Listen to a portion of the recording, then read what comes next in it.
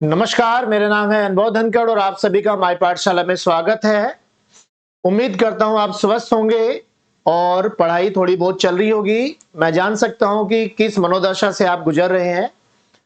तो सरकार की तरफ से यहाँ एक हमें नोटिस मिला है, important notice. Government of India, ministry of personal and public grievance and pension, department of personal and training, staff selection commission.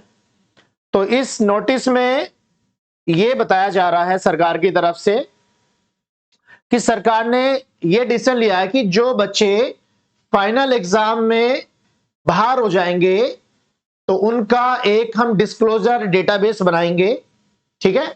और उस डिस्क्लोजर डेटाबेस को हम एक वेबसाइट पे या डेडिकेटेड वेबसाइट नहीं बनाई जाएगी, उस पे शो करेंगे, जिससे कि जो अदर एजेंसीज है या मान के चलिए प्राइवेट कंपनियां हैं, वहां से उस डेटा को रिट्रीव कर ले और वहां से वो बच्चों को संपर्क करे और वहां से कुछ रोजगार के अवसर, ठीक है, मिले बच्चों को, ठीक है। तो इसमें इन्होंने हाईलाइट भी कर रखा है, the candidate who appeared in the final stage of examination but not recommended, ठीक है, रिकवर मतलब फाइनल सिलेक्शन नहीं हुआ। तो इसमें कहा है कि उसमें हम क्या करेंगे, नेम ऑफ कैंडिडेट रहेगा, फादर या हस्बैंड नेम रहेगा, डेट ऑफ बर्थ रहेगी, कैटेगरी रहेगी, किस कैटेगरी से है, जेंडर ऑफ द कैंडिडेट रहेगा, एजुकेशनल क्वालिफिकेशन रहेगी, total marks obtained in the qualifying examination, rank by which the merit is decided, complete address और ईमेल एड्रेस, ये कुछ इंफॉर्मेशन रहेगी कैंडिडेट की, ठीक है। चलिए आगे कुछ और भी इसमें बात कही गई है कि कमीशन ने ये डिसाइड करा है कि जब आप एग्जाम के लिए अप्लाई करेंगे तो आपसे पूछा जाएगा कि क्या आप अपनी जो ये इंफॉर्मेशन है उसको डिस्क्लोज करना चाहते हैं या नहीं। यदि आप हाँ कहेंगे तो ही आपका डिस्क्लोज किया जाएगा, यदि ना कहेंगे तो डिस्क्लोज नहीं किया जाएगा, ठीक है। और ये भी कह रहे हैं कि वो जो डिस्क्लोजर होगा वो फाइनल रिजल्ट से काउंट होगा और 1 साल तक उसे ये अपनी वेबसाइट पर रखेंगे, ठीक है। फिर आगे बोला है सिलेक्शन पोस्ट की जो एग्जामिनेशन है वो इस डिस्क्लोजर स्कीम में कवर नहीं की जाएगी, ठीक है। और disclosure scheme shall be take effective from the result declared by the commission in November 2024 onwards, ठीक है।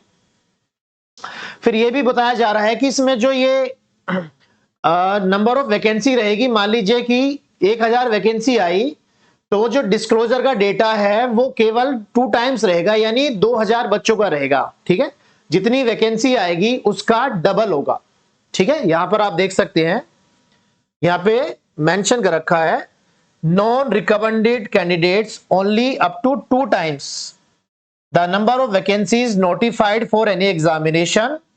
These non-recommended candidates may be considered for their appointment by the user agencies, PSU या autonomous bodies। अब PSU तो आप समझते हो भाई, ठीक है, या प्राइवेट, ठीक है। फिर आगे कहा गया है कि कैंडिडेट को यह भी सलाह दी जाती है कि वो अपने एप्लीकेशन फॉर्म और जो अदर डॉक्यूमेंट है वो 3 साल के लिए कम से कम अपने पास सुरक्षित रखे कि फ्यूचर में यदि कोई उन्हें अपॉर्चुनिटी मिलती है तो उनके पास प्रूफ वगैरह रहे, ठीक है।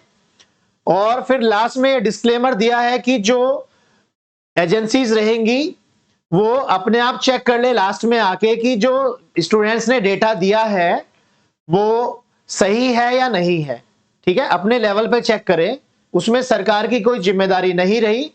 तो सरकार की तरफ से जो नोटिस मिला है तो एक्चुअल में ये कितना काम करेगा वो तो वक्त ही बताएगा, क्योंकि बहुत सारी चीजें ऐसी होती है जो हवा में होती है या कागजों पे होती है पर ग्राउंड पे नहीं होती है, ठीक है।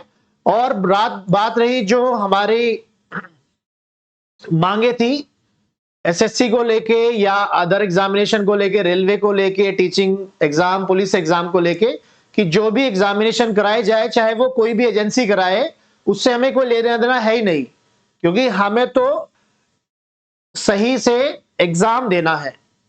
बच्चों को क्या चाहिए, सही से एग्जाम हो जाए, चीजें मिसमैनेज ना हो, ठीक है, परेशानी ना हो। तो उस पे अभी तक कोई अपडेट नहीं आया है, जैसे ही अपडेट आएगा आपके साथ शेयर करेंगे। तो अब देखते हैं कि आगे क्या डिसीजन लेती है सरकार, ठीक है।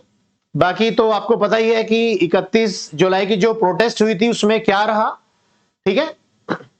तो चलिए आज इतना ही रखते हैं, फिर आपको अपडेट देते हैं आगे का। नमस्कार।